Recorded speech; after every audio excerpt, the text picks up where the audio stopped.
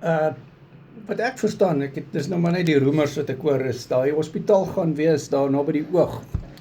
jy weet, en dit gaan die oogse mense bedien, dit is nou 'n aftree gemeenskap wat ons hier so het op Naboom, en ja, dit is 'n privaat hospitaal wat ek verstaan, ja, so sien hoe het gebeur die dinge, doen self, nee, doen self, sê AfriForum en Solidariteit vir ons, maar ek glo nie hulle is nou involved in die besigheid nie, ek sê nou maar net, toe jy nou so aanmerking maak oor die ANC, nee, wat niks gedoen kry nie. Dit is waar wat jy sê, nee, dit is waar. Maar ek dink hierdie is privaat, ek het 'n vermoede, want op die bord staan, is 'n privaat hospitaal wat hulle gaan doen. So, kom ons kyk wat gebeur. En dit gaan natuurlik nie net wees vir die mense van die oog nie, dis wat die roemer sê, dit gaan wees vir almal in die omgewing, natuurlik, wat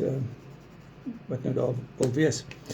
Ja, so as dit gaan lyk my net so by die oog wees, deel van op die hoek van die oog, nou, as jy daar net voor jy regsdraai daarna hulle toe. WhatsApp my, Carnivore Keto vir coaching, ek coach oor 'n uur van nou af, en jy kan my op jou WhatsApp hê, en dan eindig jy hopelik nie in die hospitaal op nie, want ons sien dat